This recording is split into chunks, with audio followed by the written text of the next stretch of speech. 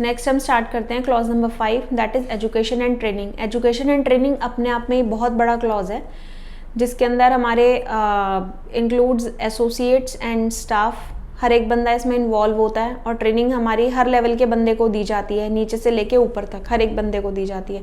उसको कैसे मेंटेन करना है, उसका कैसे रिकॉर्ड करना है, उसका रिकॉर्ड रिटेंशन कैसे करना है, उसको आगे अडेयर कैसे करना है, ये सब हम इस टॉपिक में पढ़ेंगे ट्रेनिंग एंड एजुकेशन में। तो पहले हम इसकी रिक्वायरमेंट्स पढ़ लेते हैं, क्या क्या चाहिए, उसके बाद हम ब्रीफ करते रहेंगे। ट्रेनिंग प्रोसेस क्या बोलता है कि एनुअल ट्रेनिंग प्लान होना चाहिए इंक्लूडिंग कॉन्ट्रैक्चुअल, स्पेशल फोकस होना चाहिए मारुवे ऑपरेटर्स के लिए, प्रॉपर ट्रेनिंग होनी चाहिए न्यू ऑपरेटर्स के लिए। चेक करना है हमें इफेक्टिवनेस ऑफ ट्रेनिंग। भाई सबसे पहले हमारे पास एनुअल ट्रेनिंग प्लान होना चाहिए इंक्लूडिंग कॉन्ट्रैक्चुअल। कॉन्ट्रैक्चुअल मीन्स कि ऐसा नहीं है कि आपने स्टाफ लेवल को ले लिया और कॉन्ट्रैक्चुअल को आपने साइड में कर दिया, ऐसा नहीं है। अभी मैंने स्टार्टिंग में यही बोला था कि इसके अंदर हमारे एसोसिएट्स और स्टाफ दोनों लोग इसमें ऐड ऑन होते हैं। स्पेशल फोकस ऑन मारुवे ऑपरेटर्स, मारुवे के लिए आपको स्पेशल फोकस की ज़रूरत है। Proper training for new operator, जितने भी नए बंदे आते हैं आपको उनके ऊपर प्रॉपर फोकस देने की ज़रूरत है। Number 4 is check the effectiveness of training, जो आपने ट्रेनिंग दी है वो कितनी इफेक्टिवनेस है उसको भी आपको चेक करना है। ये तो हो गया हमारा ट्रेनिंग का प्रोसेस। नेक्स्ट आता है हमारा स्किल डेवलपमेंट। हमने ट्रेनिंग दे दी, अब हम बात करते हैं स्किल डेवलपमेंट की। डेवलप कैसे करना है उस बंदे को, सबसे पहले हमें आइडेंटिफाई करना है स्किल रिक्वायरमेंट कि किस प्रोसेस के लिए कितनी स्किल रिक्वायर्ड है, ठीक है। उसके बाद skill evaluation and development system. अब हमने स्किल तो एक डिफाइन करके रख दी कि इस लेवल के बंदे को ये हम लेवल, इसको हम ये लेवल देंगे। अब उसकी स्किल को इवैल्यूएट करा और उसके सिस्टम को डेवलप किया। अब ऐसा तो नहीं है कि हमने एक बंदे को सिर्फ एक ही लेवल दिया, हमें उसको आगे प्रमोट नहीं करना, हर किसी को आगे प्रमोट करके ऊपर तक जाना है, चाहे वो कोई भी इंसान हो। अगर एक सुपरवाइज़र ज्वाइन करेगा तो वो भी सोचता है कि मैं कभी आगे जाके प्लांट हेड बनूं। अगर एक हेल्पर ज्वाइन करता है तो वो भी सोचता है मैं बड़ा मतलब आगे जाके एक डाइसेक्टर बनूं या ऑपरेटर बनूं। हर किसी का एक एम होता है, तो इसलिए हमें उसको डेवलप करना होता है। वो डेवलप कैसे करते हैं, हम उसकी स्किल को इवैल्यूएट करके और अपने सिस्टम में से उसको डेवलप करते हैं। फिर multi skilling plan based on needs. Multi skilling की ज़रूरत क्यों होती है हमें, कि हमारे जितने भी बंदे हैं वो सारे के सारे मल्टी स्किल्ड हों, कोई भी किसी के ऊपर डिपेंडेंट ना हो। डिपेंडेंसी बहुत गलत चीज़ है, जो किसी को किसी के ऊपर नहीं होना चाहिए, इसलिए हम मल्टी स्किलिंग इंट्रोड्यूस करते हैं। नेक्स्ट है हमारे कॉन्ट्रैक्चुअल एम्प्लॉयज़। जितने भी हमारे कॉन्ट्रैक्चुअल एम्प्लॉयज़ हैं उन सब का भी हमें डेवलपमेंट करना है। अब हम चलते हैं 1 बाय 1 रिक्वायरमेंट्स के ऊपर। पहली रिक्वायरमेंट क्या है हमारी, procedure for training and employ skill development. Same procedure होना चाहिए हमारे पास training and employ skill development के लिए। Training need identification system and matching with annual training calendar. आपके पास ट्रेनिंग नीड आइडेंटिफिकेशन यानी कि TNI, आपको TNI निकालनी आनी चाहिए। TNI निकालते कैसे हैं, देन उसको मैच कराना है अपने एनुअल ट्रेनिंग कैलेंडर के हिसाब से। ऐसा नहीं आपने TNI में कुछ और निकाला है, TNI में आपने टॉपिक निकाल दिए 10 और आपके एनुअल कैलेंडर में आ रहे हैं 15, तो वो दोनों चीज़ें एक दूसरे के साथ मैच होनी चाहिए, लिंक होनी चाहिए। नेक्स्ट है आपका status for training plan versus actual. जितनी आपने ट्रेनिंग प्लान करी है और जितनी एक्चुअल हुई है उसका स्टेटस आना चाहिए प्लान वर्सेस एक्चुअल।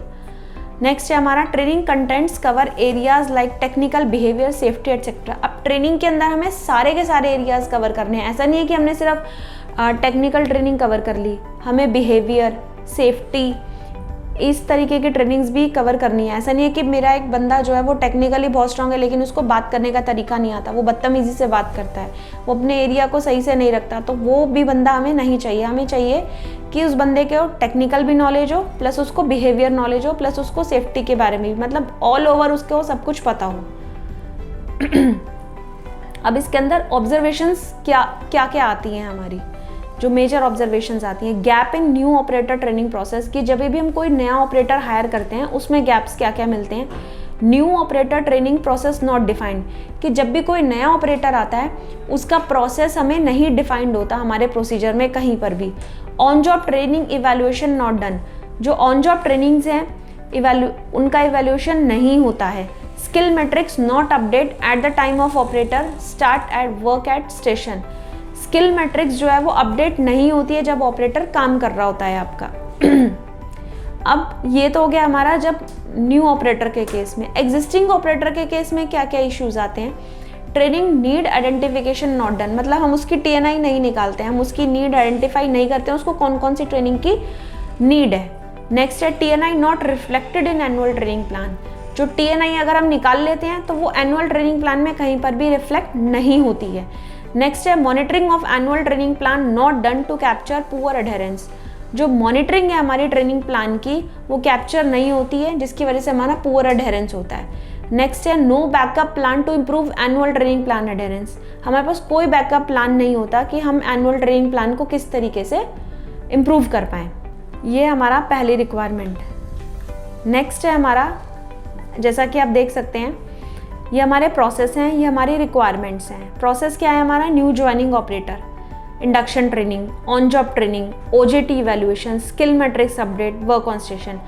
पहला प्रोसेस क्या है हमारा? ऑपरेटर ने नया ज्वाइन किया। नेक्स्ट इंडक्शन ट्रेनिंग, कोई भी ऑपरेटर आता है या कोई भी बंदा आता है, हम उसको इंडक्शन ट्रेनिंग करते हैं। इंडक्शन मीन्स उसको इंट्रोड्यूस करवाते हैं हर जगह पे। अब एसोसिएट की इंडक्शन ट्रेनिंग कैसे होती है? Training module for classroom training, training module होता है हमारा। ट्रेनिंग इफेक्टिवनेस चेकशीट होती है, ठीक है। Person can be level 1 after completion, जब वो इंडक्शन ट्रेनिंग आपकी निकल जाती है तो पर्सन जो है वो हमारा वो लेवल 1 में आता है। हमारे 4 लेवल्स होते हैं, लेवल 1, 2, 3 एंड 4। लेवल 1 वो होता है जो बंदा अभी नया नया फ्रेशर आया है, जिससे हम कोई काम नहीं करवाते, जो बिल्कुल फ्रेशर है। लेवल 2 हमारा वो होता है जो कि काम कर सकता है अंडर द सुपरविजन, ठीक है। लेवल 3 हमारा वो होता है कैन वर्क इंडिपेंडेंटली, लेकिन किसी को ट्रेन और गाइड नहीं कर सकता। और लेवल नंबर 4 होता है जो इंडिपेंडेंटली काम भी कर सकता है और दूसरों को पढ़ा भी सकता है। तो हमारे 4 लेवल हैं। पहला लेवल है बिल्कुल फ्रेश, मतलब अनस्किल्ड हम उसको मानेंगे। लेवल 2 है हमारा स्किल्ड होता है, सेमी स्किल्ड होता है। उसमें क्या होता है, वो बंदा अंडर सुपरविजन में काम कर सकता है। लेवल 3 वाला बंदा जो होता है वो स्किल्ड होता है, कैन वर्क इंडिपेंडेंटली, वो अकेला काम कर सकता है। लेवल 4 का जो बंदा होता है वो हमारा पूरा स्किल्ड बंदा होता है। उसमें क्या होता है, कैन वर्क इंडिपेंडेंटली भी काम कर सकता है, प्लस कैन ट्रेन अदर्स, वो दूसरों को भी ट्रेन कर सकता है। तो हम ये मानते हैं कि जब हमारा इंडक्शन ट्रेनिंग होता है, इंडक्शन ट्रेनिंग के बाद जब हम उसे पढ़ाते हैं तो वो बंदा जो है वो लेवल 1 में आ जाता है। नेक्स्ट है हमारा on job training. On job training क्या होती है? ट्रेनिंग अंडर एक्सपर्ट ऑपरेटर, कि आप उसको एक्सपर्ट ऑपरेटर के साथ लगाते हो। To be recorded as 4M change in man. जब हमने 4M चेंज के बारे में पढ़ा था तो हमने पढ़ा था कि मैन रिलेटेड चेंजेस होते हैं, तो जो मैंने एक WI का जिक्र किया था उसके अंदर कि WI के अकॉर्डिंग आपको करना है। तो जब भी कोई न्यू मैन पावर आएगी आपको उसको 4M में रिकॉर्ड करना है। तो यही लाइन यहाँ पे लिखी हुई है, to be recorded as 4M change in 4M। It can be offline also in dojo. हमारा एक डोजो सेंटर होता है जहाँ पर आप लोग को पढ़ाया जाता है, जितने भी न्यू बंदे आते हैं उनको पढ़ाया जाता है। तो ये वहाँ पर किया जाता है ऑन जॉब ट्रेनिंग। अब आती है हमारी OJT इवैल्यूएशन। अब हमने OJT उसको पढ़ा दी, OJT means on job training, हमने उसको ट्रेनिंग दे दी। अब हम उसकी OJT इवैल्यूएशन करेंगे। इवैल्यूएशन करेंगे objective judgement to be defined. Objective judgement जो है वो हम उसकी डिफाइन करेंगे। Should include achieving 0 defect and takt time as passing criteria. हमने उसके कुछ पासिंग क्राइटेरिया डिफाइन कर रखा है। ऐसा नहीं है कि वो कितने भी मर्जी में कितनी भी देर में वो पार्ट बनाए और कितनी भी वो प्रोडक्शन करे, कितना भी वो रिजेक्शन करे, ऐसा नहीं होता है। हम एक क्राइटेरिया डिफाइन कर देते हैं कि उसको 85% एफिशिएंसी पे काम करना है, या उसको 85% प्रोडक्टिविटी देनी है, या 80% देनी है, या रिजेक्शन का हम उसको टारगेट दे देते हैं कि 0% है, 0.1 है, कुछ भी है। As per your company norms, as per company criteria हम डिफाइन करके देते हैं। जो हम डिफाइन करके देते हैं वही उनको फुलफिल करना होता है। तो अब रिमार्क्स में क्या दे रखा है हमने, पर्सन कैन बी लेवल 2 और लेवल 3 आफ्टर OJT। जैसे मैंने बताया कि लेवल 2 का बंदा जो है हमारा कैन वर्क अंडर सुपरविजन। तो यहाँ पर हमने यही लिखा है जो ऑन जॉब ट्रेनिंग है, ट्रेनिंग अंडर एक्सपर्ट सुपरवाइजर, वो सुपरविजन के अंडर काम करेगा। आप सारे सुपरवाइजर्स के अंडर तो नहीं कर सकता, क्योंकि इतने सारे हमारे पास सुपरवाइजर्स नहीं होते कि हर एक बंदा नया आया और उसकी सुपरविजन करते रहे। नहीं, जो पुराना ऑपरेटर होता है उसकी ही नज़रों के सामने वो बंदा जो है वो ट्रेंड होता है, क्योंकि वो एक्सपर्ट होता है जो पुराना वाला होता है, और उसी की गाइडेंस में, उसी के अंडर में वो काम करता है। तो पर्सन कैन बी लेवल 2 और लेवल 3 आफ्टर OJT। जब OJT पीरियड आपका चला जाता है तो वो बंदा जो है या तो लेवल 2 में होता है या फिर वो लेवल 3 में कहा जाता है। नेक्स्ट है हमारा skill matrix update skill matrix as he goes online for working. जब भी हमारा बंदा जाता है लाइन पर काम करने के लिए तो उसको एक लाइसेंस दे दिया जाता है। जैसे आप ड्राइविंग करते हैं, कार ड्राइव करते हैं, स्कूटर ड्राइव करते हैं, स्कूटी ड्राइव करते हैं, कुछ भी ड्राइविंग करते हैं, तो आपको एक लाइसेंस दिया जाता है कि आप सर्टिफाइड हो, आप ये चला सकते हो। सिमिलरली हमारे एसोसिएट्स को एक स्किल मैट्रिक्स दी जाती है। स्किल मैट्रिक्स में उसका नाम आ जाता है कि ये बंदा लेवल 1 का है तो ये बंदा लेवल 1 का ही चला सकता है, लेवल 1 का है तो ये अभी नहीं चला सकता, लेवल 2 का है तो ये बंदा लेवल 2 की ही मशीन्स चला सकता है या लेवल 2 वाले क्राइटेरिया को फुलफिल करता है, तो इससे हम इतना ही काम करवाएं, इससे ज़्यादा काम ना करवाएं। ऐसे ही जैसे हमें लाइसेंस दिया जाता है, अगर हम हैवी मोटर व्हीकल चला सकते हैं तो नहीं चला सकते तो हमें वो वाला लाइसेंस नहीं मिलता, हमें लाइट मोटर वाला मिलता है। सिमिलरली ऐसे ही हमारा जो स्किल मैट्रिक्स है उसमें हमारे लेवल डिफाइंड होते हैं, लेवल 2, लेवल 3, लेवल 4, जिस भी लेवल का वो बंदा होता है उससे उतना ही काम कराया जाता है, एडिशनल काम नहीं कराया जाता। एडिशनल हमें काम करवाना है तो उसके लिए हमें उसको डेवलप करना पड़ेगा, जो भी हमने स्टार्टिंग में पढ़ा था कि हमें उसको डेवलप करना है। कैसे डेवलप करना है? लेवल 2 में आ गए तो लेवल 3 में उसको कैसे लेके जाए, उसको क्या ऐसी ट्रेनिंग दें कि वो लेवल 3 में जाए, फिर लेवल 3 में आ गया तो लेवल 4 में कैसे जाए। देन उसके बाद हम उसको वर्क ऑन स्टेशन पे काम करवाते हैं। और ये जो स्किल मैट्रिक्स जो होती है, ये अपडेशन होती है, ये हर मंथ में हम एक डेट फाइनल कर देते हैं। ऐसा नहीं है कि आज आपने लगा दी तो ख़त्म हो गया, नहीं, आपको उसको हर महीने रिव्यू करना और अपडेट करना है। वो हम एक डेट फिक्स कर देते हैं कि मेरे को हर महीने की 15 तारीख को या हर महीने की 10 तारीख को या हर महीने की 20 तारीख को, जो भी हम डेट डिफाइन करते हैं उस महीने में आपको स्किल मैट्रिक्स अपडेट करके वहाँ लगानी होती है, जिससे ये पता चल जाता है कि कितने नए बंदे हमारे ऑर्गेनाइजेशन में आए और कितने पुराने बंदे छोड़ के चले गए और करंट में हमारे कितने बंदे हैं। ऑन जॉब की हमारी जो ये हमने जितना भी पढ़ा है इसके लिए अलग अलग चेक शीट्स होती हैं, अलग अलग फॉर्मेट्स होते हैं, हर कंपनी के लिए अलग अलग डिज़ाइन किए होते हैं। वो यहाँ पर अभी मेरे पास नहीं है, बट जब हम इसे ब्रीफ में पढ़ेंगे बहुत ज़्यादा अंदर, क्योंकि training and education itself a big topic जो कंप्लीट एक दिन का टॉपिक है, इसको हम इतने छोटे से टाइम में कवर नहीं कर सकते हैं। तो हर किसी की अलग अलग क्वेश्चन आंसर्स हैं, फॉर्मेट्स है, चेक शीट्स है जो हमें अपडेट करनी होती है, फिल करनी होती है, क्योंकि ऐसे बोल के देने से वो लेवल 1 से लेवल 2 में, लेवल 2 से लेवल 3 में नहीं जाएगा। बहुत सारी चीज़ें होती हैं, वो जब हम एक टॉपिक करेंगे एजुकेशन एंड ट्रेनिंग का तब हम उसमें डिटेल में बताएंगे। बट अभी ये सिर्फ और सिर्फ ऊपर मतलब एक ब्रीफ डिस्क्रिप्शन है जिसके अंदर आपको ये पता है कि इसमें जाने के लिए क्या कर, लेवल 1 से लेवल 2 में जाने के लिए क्या करना है, 2 से 3 में क्या, 3 से 4 में क्या। अब हम नेक्स्ट हमारी जो रिक्वायरमेंट है वो क्या है, skill evaluation criteria for operators to be objectively defined. Skill evaluation criteria जो है वो हमारा डिफाइन होना चाहिए। Station wise skill matrix define होनी चाहिए। मेथड ऑफ स्किल इवैल्यूएशन, आप कैसे उसको इवैल्यूएट कर रहे हो, क्या प्रोसीजर है आपका। ऐसा तो नहीं है कि बस फेस देख के और नंबर दे दिया जी हाँ ये लेवल 2 का बंदा है, लेवल 3 का बंदा है, लेवल 4 का, ऐसा नहीं होता है।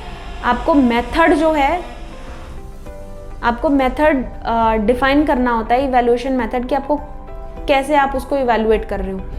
सुपरवाइजर ऑब्जर्वेशन और ऑपरेटर एग्जाम, भाई या तो सुपरवाइजर उसको ऑब्जर्व करेगा या फिर जो क्वेश्चन पेपर होता है वो करके देगा। अब ऐसा तो नहीं है कि आप स्कूल जाते हो, स्कूल जाने के बाद आपको प्रमोट किया जाता है क्लास में, क्लास 1 से क्लास 2 में, क्लास 2 से क्लास 3 में, तो ऐसे ही तो नहीं करते। या तो आप पेपर भर के देते हो, क्वेश्चन पेपर हर किसी के होते हैं, आंसर बोर्ड एग्जाम्स हर किसी के होते हैं, मार्किंग हर किसी की होती है, तो उन्हीं एग्ज़ाम के बेसिस पे आपको प्रमोट किया जाता है। सिमिलरली यहाँ पर भी यही चीज़ें होती हैं कि जब आपका लेवल डेवलप किया जाता है, आपको अप किया जाता है, तो आपके क्वेश्चन आंसर्स होते हैं, टेस्ट पेपर्स होते हैं, उन्हीं के बिहाफ पे आपको अपडेट किया जाता है। Training plan for taking operator to the next level और मल्टी स्किलिंग, एक ट्रेनिंग प्लान होता है जिसके अंदर ऑपरेटर को एक नेक्स्ट लेवल पे लेके जाया जाता है मल्टी स्किलिंग के लिए। कि मेरे पास मेरा एरिया सिर्फ इतना है, मेरा एरिया है कि मुझे सिर्फ और सिर्फ प्रेस मशीनें चलानी आनी चाहिए, बट मेरा नेक्स्ट लेवल क्या होना चाहिए कि नहीं, मुझे सिर्फ प्रेस तक ही सीमित नहीं रहना है, मुझे वेल्ड में भी जाना है, मुझे वेल्ड की मशीनें भी सीखनी है। तो वो होता है मल्टी स्किलिंग, कि अगर मेरा बंदा प्रेस से सर्टिफाइड है, प्रेस के उसको हर एक उसको थ्रू आउट प्रेस में कहीं पर भी लगा दो, वो बंदा कहीं पर भी कर लेगा काम। लेकिन अब क्या है, प्रेस में तो वो एक्सपर्टाइज हो गया, अब मल्टी स्किलिंग मुझे करनी है, मुझे उसको वेल्डिंग पे भेजना है, तो वेल्डिंग पे भेजने के लिए मुझे उसको ट्रेनिंग देनी पड़ेगी। तो वो हमारे पास एक प्लान होना चाहिए कि हमें किस किस बंदे को करवाना है या नहीं करवाना है। हम हर बंदे को नहीं करवा सकते, हमारी नीड होती है कि हमें किसको मल्टी स्किल करना है और किसको नहीं करना है। तो आपके पास पूरा एक ट्रेनिंग प्लान होना चाहिए। Periodic check of operator skill level, operator का जो स्किल लेवल है उसको चेक करने के लिए भी एक पीरियोडिकली चेक होना चाहिए, जैसे कि operator observance check sheet as per plan. Operator कैसे काम कर रहा है उसकी ऑब्जर्वेंस भी हमें करनी ज़रूरी है। काम कैसे कर रहा है, हमें क्या पता कि वो कैसे बना रहा है, कैसे नहीं बना रहा है, उसने हमें पार्ट बना के दे दिए, ठीक है ख़त्म हमारा काम, ऐसा नहीं होना चाहिए। सुपरवाइज़र को उसकी मॉनिटरिंग करनी है कि हाँ उसने अपने एरिया में 5S मेंटेन करके रखा है या नहीं रखा है, WI लगाई है या नहीं लगाई है, NG पार्ट को उठा के वो रेड बिन में रख रहा है या नहीं रख रहा है, एबनॉर्मेलिटी हैंडलिंग रूल फॉलो कर रहा है या नहीं कर रहा है। तो ये सारी चीज़ें हमें मॉनिटर करनी है, देखनी है और उसको ऑपरेटर ऑब्जर्वेंस में नोट करना है। तो ऑपरेटर के लिए भी ये चेक पॉइंट है कि उसको पीरियोडिकली उसको रिव्यू करते रहना है। ऐसा नहीं एक बार छोड़ दिया तो छोड़ दिया, नहीं, ऐसा नहीं होना चाहिए। अब इस सिस्टम के अंदर हमें गैप्स क्या क्या मिलते हैं, हमें गैप मिलता है कि supervisor judging the skill level as per his own judgement, no guideline check point defined for supervisor regarding skill assessment. जैसा अभी हमने बोला कि आप उसको देख के, ऑपरेटर को देख के कि हाँ ये तो मेरा अपना है, ये तो मेरा रिश्तेदार है, ये मेरे भाई का लड़का है, मेरे चाचा का लड़का है, ऐसा नहीं होना चाहिए। आपको प्रॉपर एक जजमेंट देनी है। उसको जजमेंट कैसे दोगे आप उसको, आपके पास क्राइटेरिया होना चाहिए, मेथड होना चाहिए, जो अभी हमने पहले बताया कि मतलब क्लास से प्रमोट करने के लिए हम उसे टेस्ट पेपर्स देते हैं, क्वेश्चन पेपर्स देते हैं, तो ये होना चाहिए।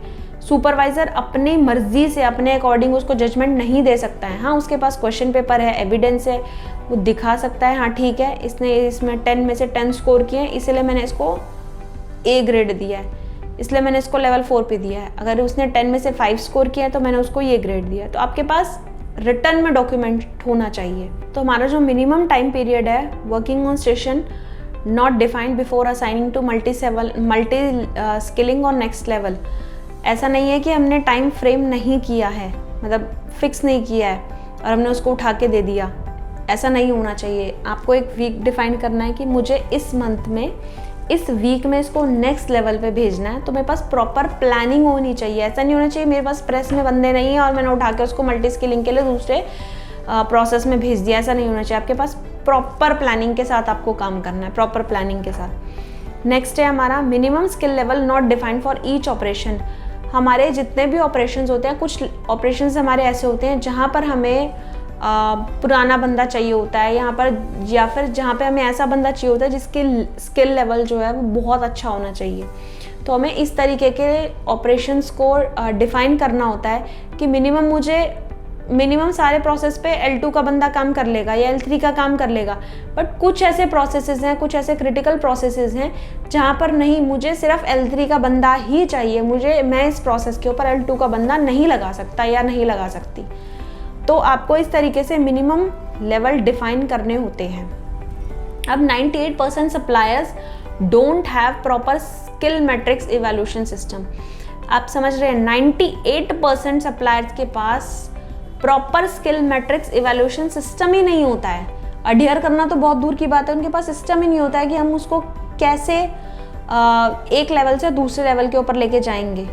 तो ये सब चीज़ें आपके पास नहीं होनी चाहिए, ऐसा नहीं होना चाहिए। आपके पास प्रॉपर होना चाहिए प्लानिंग। नेक्स्ट है हमारा training schedule for new worker associates. जब भी कोई नया बंदा आता है तो उसके लिए क्या क्या चीज़ें होनी चाहिए, आपके पास प्रॉपर एक शेड्यूल होना चाहिए कि डे 1 में हम उसे क्या पढ़ाएंगे, डे 2 में क्या पढ़ाएंगे, डे 3 में क्या पढ़ाएंगे। ये सब चीज़ें आपके पास रिटर्न होनी चाहिए। ये होती हैं बेसिकली हर कंपनी की अलग अलग। ऐसा नहीं है कि एक टाइम किसी ने फ्रीज कर दी और वही हमेशा लगी रहेंगी। अलग अलग कंपनी की अलग अलग मॉड्यूल्स होते हैं, वो अलग अलग बताते हैं। जैसे डे 1 में आपने उसको बेसिक चीज़ें बताएंगे, कंपनी के रूल्स एंड रेगुलेशंस, 5S के ऊपर, सेफ्टी के ऊपर, कंपनी के अंदर किससे कैसे बात करनी है, कैसे नहीं, बेसिक चीज़ें होती हैं। नेक्स्ट फिर हम डे 2 के अंदर थोड़ा सा प्रोसेस के बारे में बताएंगे और प्रोसेस के बारे में बता के हम उसको लाइन के ऊपर भेजेंगे। देन थर्ड डे भी हम उसको थोड़ा सा प्रोसेस के बारे में बताएंगे एंड देन लाइन के ऊपर भेजेंगे OGT के लिए। देन हम उसका, जब उन 3 दिनों में हमने उसे पढ़ा दिया, फिर हम उसका टेस्ट लेंगे, लेवल 1 का टेस्ट लेंगे। जब वो क्वालिफाई कर जाएगा लेवल 1 के टेस्ट में, तब हम उसे मूव ऑन करेंगे लेवल 2 के लिए। तो इस तरीके से हमारा शेड्यूल प्लान होता है, डे 1 में ये करना है, डे 2 में ये करना है, डे 3 में ये करना है। तो ये कंपनी टू कंपनी वेरी करता है। अगर हम विक्टोरा की बात करें तो विक्टोरा के अंदर जब एक बंदा एंटर करता है न्यू ऑपरेटर, तो वो डे 1 से लेके और डे 13 तक, 13 या 14, डे 14 में वो बंदा लेवल 3 का बन जाता है। सारे टेस्ट पेपर्स क्वालिफाई करने के बाद तब वो बंदा L3 का बन जाता है। ये विक्टोरा का रूल है। नेक्स्ट है हमारा, training record should be evident as per APQP master plan. जो आपका ट्रेनिंग रिकॉर्ड है APQP मास्टर प्लान के अकॉर्डिंग होना चाहिए। अब इसके अंदर गैप्स क्या आते हैं, प्री SOP ट्रेनिंग्स, जब आपका पार्ट जो है वो SOP में नहीं आता, SOP means start of production में जब नहीं आता, उससे पहले कि मैं ट्रेनिंग्स का रिकॉर्ड अवेलेबल नहीं रहता, ये गैप्स आते हैं। No training is plan for common operation such as machining, change point details and new model information sheet not prepared for operator education. Trainings जो होती हैं वो प्लान नहीं होती हैं कॉमन ऑपरेशंस के लिए। Change point details and new model information sheet not prepared for operator education. Method of teaching to operator, जो ऑपरेटर को कैसे पढ़ाना है, क्या मेथड है, वो नहीं होता है defined. In many cases teaching method of supervisor is not correct. जो सुपरवाइजर उनको पढ़ा रहा है उनका पढ़ाने का तरीका सही नहीं होता या उन्हें आता नहीं है। Teach operator to understand the steps in WI and work according to it. अब WI वर्क इंस्ट्रक्शन होती है हमारी, उसके अकॉर्डिंग वो उसको नहीं बताता है। तो आपको किसी को बताने से पहले आपको खुद को आना चाहिए। तो सुपरवाइज़र की ये जिम्मेवारी बनती है कि पहले वो खुद पढ़े WI में क्या क्या स्टेप्स हैं, क्या क्या नहीं है, और उसके बाद वो आपको आके बताए। Training content should also educate that if operator produce NG parts what are the consequences of defects on the customer। आपको जब भी आप ट्रेनिंग देते हो किसी एसोसिएट को, तो आपको उसको ये ज़रूर बताना है कि अगर आप गलत पार्ट या डिफेक्ट आप प्रोड्यूस कर दोगे तो इसका होने वाला इफ़ेक्ट जो है वो कस्टमर पे कैसे पड़ेगा और कितना पड़ेगा। क्योंकि जब तक आप उसको उसका इफ़ेक्ट नहीं बताओगे उसको कोई मतलब नहीं रहेगा, कोई भी मतलब नहीं रहेगा उसको। तो इट इज़ मैंडेटरी कि आप जो ट्रेनिंग दे रहे हो, ट्रेनिंग के अंदर हर एक चीज़ आए, पॉजिटिव चीज़ें भी आएँ और नेगेटिव चीज़ें भी आएँ, दोनों को क्लब करके आपका जो ट्रेनिंग का टॉपिक है वो कंप्लीट होता है। नेक्स्ट रिक्वायरमेंट है हमारी, supervisor require special skills like delivering education to operator, communication skill, management skill, crisis management, abnormal situation handling. Training content for supervisor should be adequately defined. अब क्या होता है कि जो सुपरवाइज़र का जो स्किल है, किस तरीके से वो एजुकेशन डिलीवर कर रहा है, किस तरीके से वो ऑपरेटर के साथ बात कर रहा है, कैसे उनको हैंडल कर रहा है, ये सब चीज़ें भी आनी चाहिए। ऐसा नहीं है कि अब एक सुपरवाइज़र जो है वो अपने ऑपरेटर्स के साथ, एसोसिएट के साथ अब्यूजिव लैंग्वेज यूज़ करेगा, तो ऐसा नहीं होना चाहिए। उसको भी क्या बोलते हैं, उसकी भी सेल्फ रिस्पेक्ट है, तो उसको भी आपको ढंग से बात करनी है, उसके साथ भी आपको ढंग से कम्युनिकेट करना है। जब तक आप उसके साथ ढंग से कम्युनिकेट नहीं करोगे वो आपका सपोर्ट नहीं करेगा, वो आपकी चीज़ों को अंडरस्टैंड नहीं करेगा। तो सुपरवाइज़र के अंदर भी ये स्किल होना चाहिए कि उसको कैसे अपनी बातें जो है वो अपने एसोसिएट को डिलीवर करनी है और उससे वो आउटपुट लेनी है। तो देना और लेना, ये दोनों चीज़ें जो हैं वो सुपरवाइज़र के हाथों में होती हैं। उसके बाद roles and responsibilities of supervisor to be clearly defined. जितनी भी हमारी रोल्स एंड रिस्पॉन्सिबिलिटीज़ हैं सुपरवाइज़र की, वो डिफाइंड होनी चाहिए। ऐसा नहीं है कि सुपरवाइज़र कभी कहाँ बैठा है, कभी कहाँ बैठा है, उसके मन में आ गया तो उसने ये काम कर लिया, उसके मन में नहीं आया तो उसने काम ये नहीं किया। तो प्रॉपर रोल्स एंड रिस्पॉन्सिबिलिटीज़ जो हैं वो डिफाइंड होनी चाहिए। अब इसके अंदर गैप क्या आता है सुपरवाइज़र की ट्रेनिंग के अंदर, कि supervisor roles and responsibilities are either not defined or not educated. या तो उसकी रिस्पॉन्सिबिलिटीज़ डिफाइंड नहीं होती हैं या फिर उसको पता नहीं होती हैं।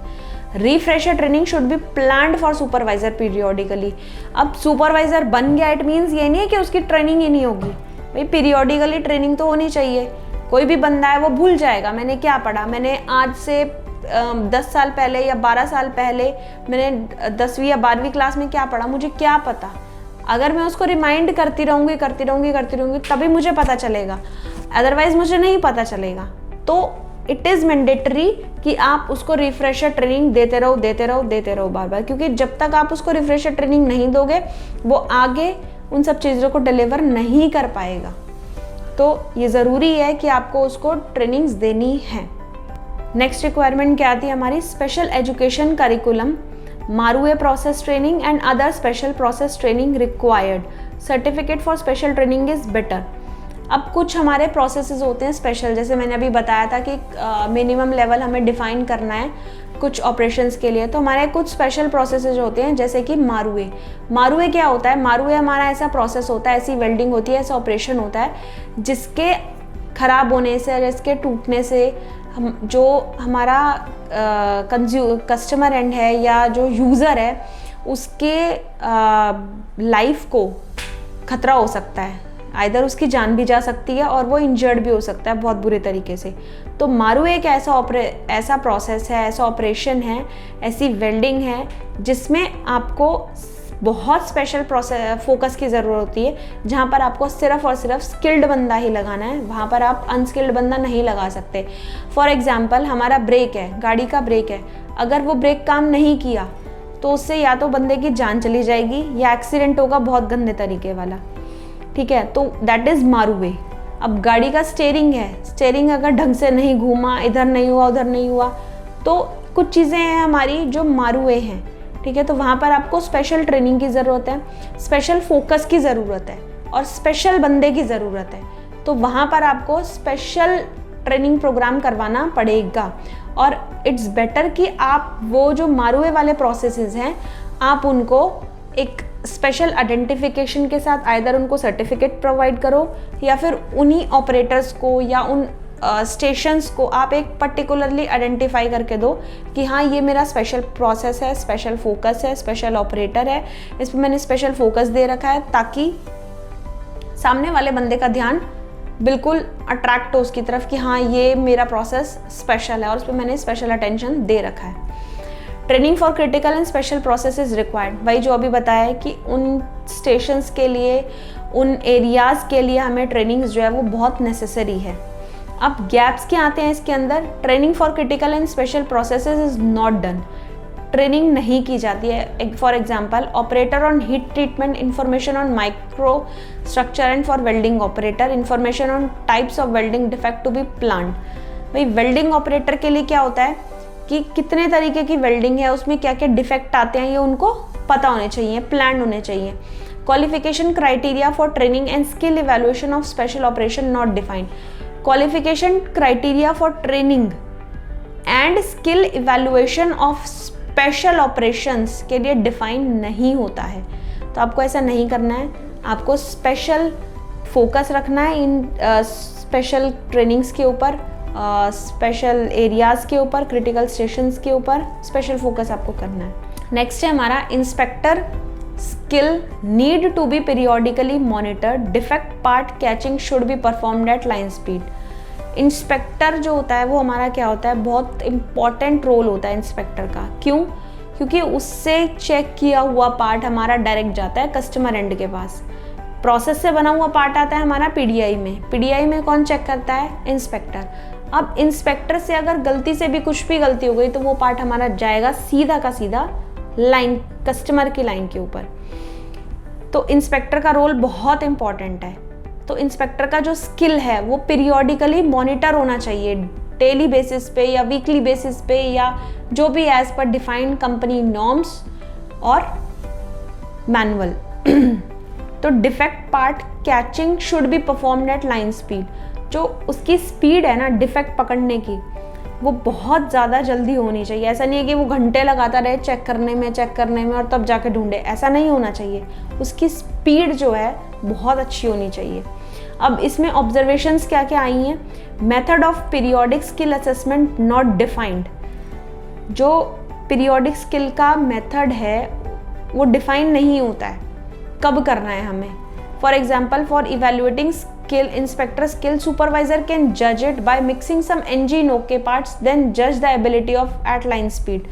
अब जो सुपरवाइजर है वो क्या करता है कि ng पार्ट को OK में मिक्स कर देता है और जज करता है उसकी एबिलिटी को, बट आपको ऐसा नहीं करना है, आपको प्रॉपर उसका एक डिफाइन करना है कि मैं इतने पार्ट ओके रखूँगा, इतने पार्ट एनजी रखूँगा।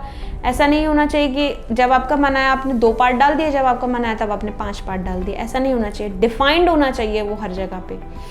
If special process operator make mistake then what kind of action does the supervisor take is not defined. ये हमारा स्पेशल प्रोसेस है, पीडीआई भी मारूए भी, अगर वहाँ पर गलती करने के चांसेस का मतलब है बहुत बड़े खतरे को इनवाइट करना। अगर आपका जो बंदा है इंस्पेक्टर है, अगर वो गलत पार्ट चेक कर देता है तो आपको उसके लिए एक्शन भी स्ट्रिक्ट लेना पड़ेगा। ऐसा नहीं है कि आपको उसके लिए एक्शन ढीला सा लेके और छोड़ दिया, ऐसा नहीं करना। तो क्या स्पेशल एक्शन आप लोगे वो भी डिफाइन होना चाहिए। उसके बाद है नेक्स्ट, आप देख रहे हैं यहाँ लिखा है 73% supplier don't have periodic review of skill. 73% suppliers हमारे ऐसे हैं जिनके पास पीरियोडिक रिव्यू का कोई स्किल का सिस्टम ही नहीं है, वो करते ही नहीं है ऐसा कुछ, तो ये आपके पास नहीं होना चाहिए। तो ट्रेनिंग का हमारा जो ब्रीफ है वो यही है, आपके पास एनुअल ट्रेनिंग प्लान होना चाहिए नंबर 1, और वो हर किसी के लिए होना चाहिए इंक्लूडिंग कॉन्ट्रैक्चुअल, ठीक है। उसके बाद आपके पास न्यू ऑपरेटर का प्रोसीजर होना चाहिए, स्किल डेवलपमेंट का आपके पास प्रोसीजर होना चाहिए, मल्टी स्किलिंग का आपके पास प्रोसीजर होना चाहिए, और बंदे को आप कैसे कैसे लेवल से कहाँ पर उसको किस तरीके से डेवलप करते हो वो आपके पास रिटर्न में होना चाहिए। टेस्ट पेपर्स लेने हैं, इवैल्यूएशन कैसे करना है, पूरा उसका जजमेंट क्राइटेरिया होना चाहिए। देन स्पेशल ट्रेनिंग्स आपके पास मेंशन होनी चाहिए कि कौन कौन से स्पेशल ट्रेनिंग्स हैं आपकी। स्पेशल ट्रेनिंग्स के बाद आपको अगर उसमें कुछ गलती हो जाती है तो फिर आप क्या एक्शन लेंगे वो इसमें डिफाइंड होना चाहिए। टीएनआई निकालनी आनी चाहिए, टीएनआई निकालते हो तो उसको मैच करना चाहिए एनुअल कैलेंडर के साथ। तो ये सारी की सारी ब्रीफ समरी मैंने आपको बताई है। बाकी training itself a big clause, इसको पढ़ने के लिए पूरा का पूरा एक दिन चाहिए। जब हमारे नेक्स्ट फिर हम इसको फर्दर आगे डिस्कस करेंगे, बट अभी जो क्रीम थी, जो बुलेट पॉइंट्स थे वो यही हैं। That's all for education and training clause. Thank you. Next हम मूव ऑन करेंगे क्लॉज नंबर 6 की तरफ।